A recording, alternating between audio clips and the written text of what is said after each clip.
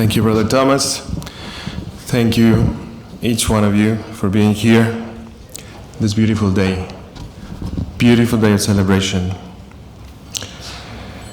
Dear students, dear families, dear staff members of Dublin Oak, welcome to the celebration, where, as Brother Thomas said, we celebrate the merits and achievements of the class of 2018 and 2019.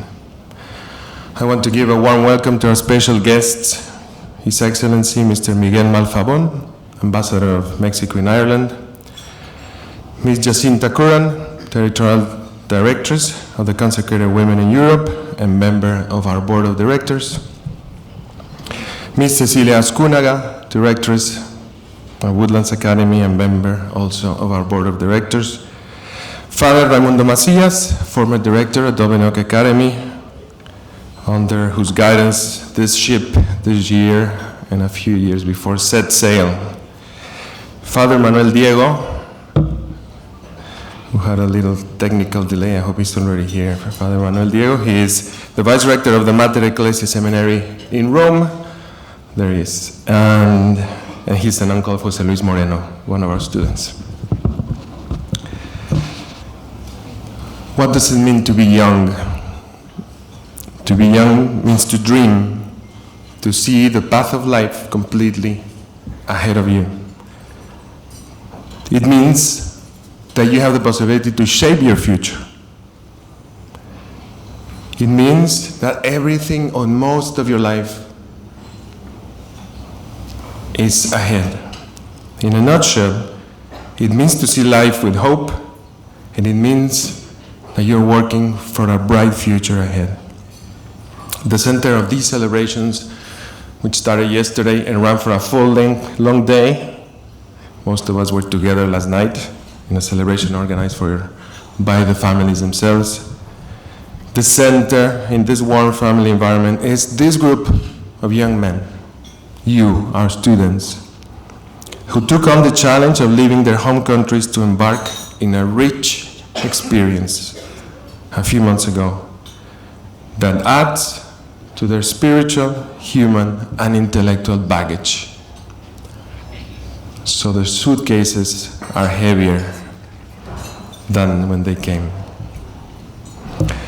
Being in Ireland and being in Europe entails touching realities directly, firsthand, that have shaped history, like the Christian heritage that permeated what we call this old continent and eventually spread to the Americas.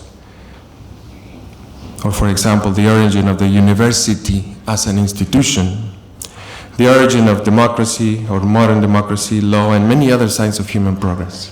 And you have lived all of this, and you have had the opportunity to see all of this and to be there in many of these places and to study them at your classroom as well. Nevertheless, at the core of what being a student of Dublin Oak means, it means that we, as an institution, we set out every year to help our students become integral persons, or wholesome, if it's easier to understand, through personal attention. We believe that this integral formation, this complete approach on the person, is delivered through relationships that from many angles are rooted in Jesus Christ, our Lord, and characterized by mutual respect, collaboration, witness, and communion. In other words, we work with you in all of the areas of your human development and growth, human, intellectual, spiritual, and apostolic formation.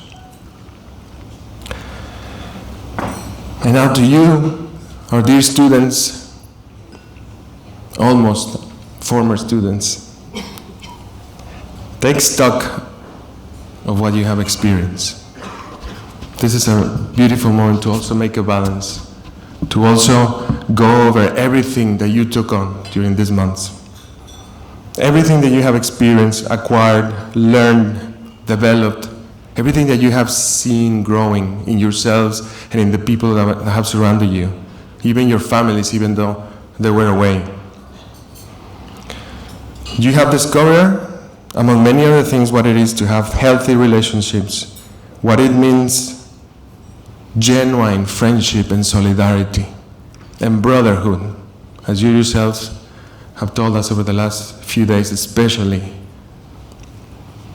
You learn what it means to be mature in the deepest sense and to be free in the deepest sense as well, which doesn't mean to do what you want, but to choose what is right. And to be fair. This is a word that was very constantly in your lips. To be fair or to be unfair. But you've learned all of this. So now value what it means to have this experience, an overall experience that is loaded with opportunities that most boys of your age do not have. So this is a big privilege and it's a big responsibility. And all of this, which takes as the foundations the values that you had when you came from home and that you reinforced and developed here. Now, as you go back home to your friends and to other family members and to your old acquaintances, how would you describe all of this? How would you transmit this to the people that you're going to re-encounter in the next few days? While it is true that such an experience can be told with mere words, on the other hand, it is true that some words reflect some traits of this generation, of this group. Words that will remain in our hearts and probably resounding through the ears of your team of formators and teachers. What are some of these words, you might be wondering? So I'll give you a few examples. One of them was qualifying many elements in life of the Academy from your own expression as being top of the notch. Though it was never clear where the notch was, we just knew it was top of the notch. Or the someone to spontaneously speak English in a very motivated way by the word pulpo, which translates into octopus, but is not as colorful or as practical. There was another recurrent question this year: when are we going to see the Woodlands girls? Or the respectful treatment given to formators: Mr. Brother, Mr. Father. The places you saw and the places you visited speak about realities that go deeper than what any normal tourist or traveler sees. And you will remember that you were invited constantly to go deeper than the surface and to see faith and to see culture and to discover education and the languages, every corner, to see the world in many different ways. Keep in mind as well that you are the generation of the 50th anniversary. This generation bears a special stamp, a special imprint. And this speaks volumes about people, about tradition, about families, about fruits, about building blocks, many things that have happened before. Many, many things. This is a milestone that we're celebrating as an institution and especially as a network of the Oak International Schools, where we see once more the hand of God, who is at work in history and always requiring human collaboration. So we keep building, we keep growing, we keep writing these pages of history. And now to you, dear parents, thank you for what you do for your children. Now they have to give it back to you. They have to tell you, they have to show you, they have to give witness of all they lived here. Thank you for your sacrifices. Thank you for your patience. Thank you for your support. Thank you for being there, even though being away many times it meant really suffering and anguish and not knowing never, notwithstanding all the means of modern communication that we have, but you were always there, and they know you were always there. You were always very present in their lives. It has also been a learning and a growing experience for you as moms and dads. And to teachers, religious formators, and all persons involved in the education of these young students, thank you for your service to these young men and their families. Thank you for your dedication. Thank you for your sacrifice. Thank you for those long nights or short nights, whichever way we want to see them. Thank you for growing in generosity, for being big brothers. Thank you for making this a living example of what a true vocation of serving and accompanying young men is, to be better persons, to be better Christians, to be better citizens. We, as an institution, the Reigning Christian, the Legionaries of Christ, we believe that to educate is to love. Otherwise, it doesn't make any sense. And we're constantly being renewed by touching the lives of young people and by experiencing how God touches our human existence.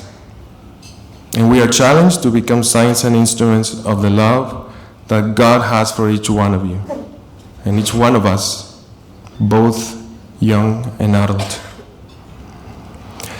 St. John Paul II said that a priest must be a teacher of humanity.